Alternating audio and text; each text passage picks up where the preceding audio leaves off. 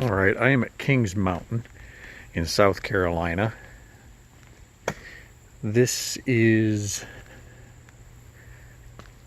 a national park, national battlefield, and it has been claimed by Thomas Jefferson to be the point where the tide of the American Revolutionary War turned. The British forces lost 1/3 of their southern army at the battle here. I'm going to take a walk up this path. It's about 1.5 miles, and we'll see what we see.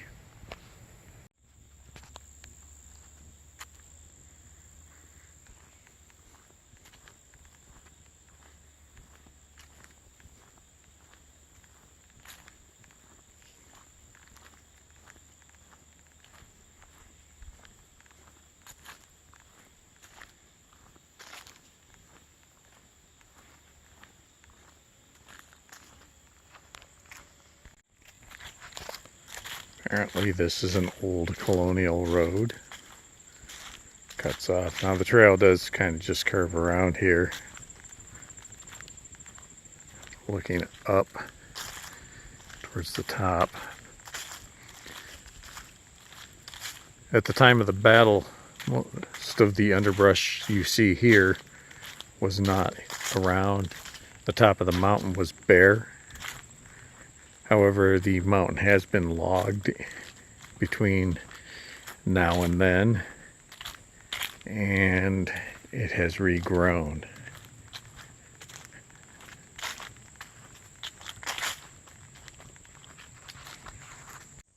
There's a little plaque here. I followed this little paved path up from the path I was on. It says, "Here fell Major William Chronicle, October 7th, 1780.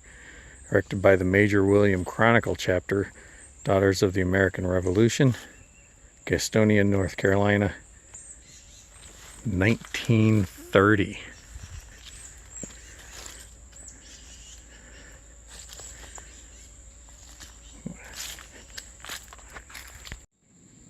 This plaque reads, "Sacred to the memory of Major William Chronicle, Captain John Maddox, William Rabb, and John Boyd, who were killed at this place on the 7th of October, 1780, fighting in defense of America. Colonel Ferguson, officer of His Britannic Majesty, was defeated and killed at this place on the 7th of October, 1780. Note, this inscription is a copy of that on the old monument erected by Dr. William McLean in 1815. This stone has been placed here by the Kings Mountain Association of Yorkville, South Carolina, 1914.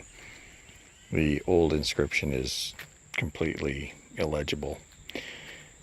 Ferguson attempted to break out. They were surrounded on the top of the mountain, and he and his men tried to break out by coming down this hill.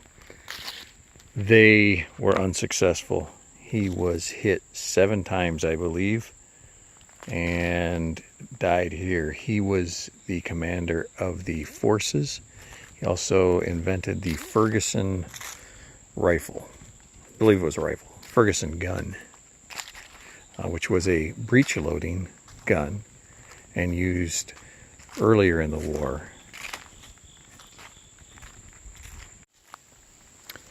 Ferguson created a breech-loading gun that was used to great effect earlier in the war.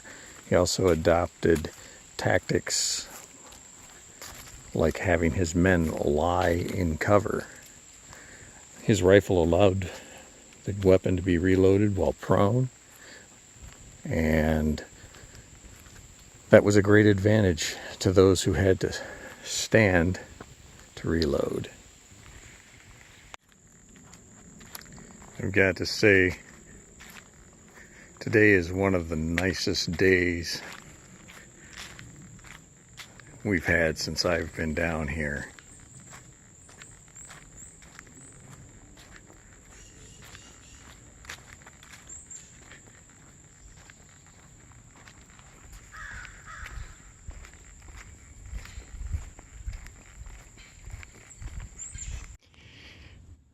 One of the reasons that the battle took place here was that Major Ferguson had threatened to cross the mountains, hang the leaders of the Whigs, lay waste to their country with fire and sword. And they took this threat seriously, enough so that they crossed the Blue Ridge and fought the British. Until that time, they had stayed out of the fight for the most part. This is where President Herbert Hoover addressed the nation on the 150th anniversary of the battle. He said, "Here, less than 1,000 men, inspired by the urge of freedom, defeated a superior force. This small band of patriots turned back a dangerous invasion, well designed to separate and dismember the United Colonies. It was a small army in a little battle, but it was of mighty portent. History has done scant justice to its significance, which rightly should place it beside Lexington and Bunker Hill, Trenton and Yorktown as one of the crucial engagements in our long struggle for independence." His address was broadcast to the nation, and more than 70,000 people came and filled this area to hear his words. I'm approaching the top of the mountain. This is where part of the British force, part of the British force was set up during the battle. Major Ferguson had decided that he could hold the mountaintop. It was easy to defend. He could have marched to Cornwallis's camp about 40 miles away, but decided not to. He was going to make his stand here, and it was a disastrous result for the British forces. Here's the monument to the battle at the top of the mountain. Won't be able to see much because of the way this camera crops things.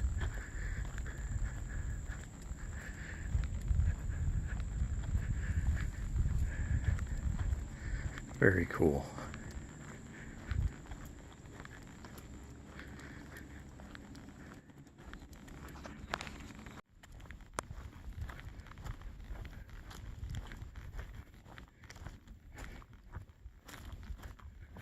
This surface is not paved either. It is a rubbery type of material, very pleasant to walk on. But aside from that, this is just a beautiful park.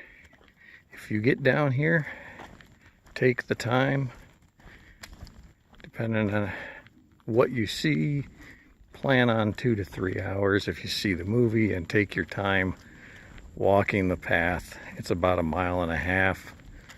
Movie's about 30 minutes long. Gives an overview of the battle.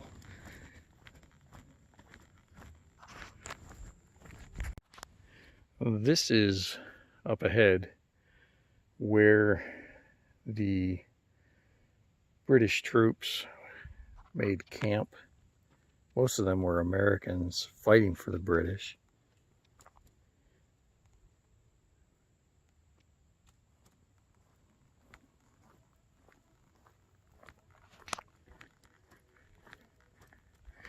When they realized they were surrounded, they attempted to surrender.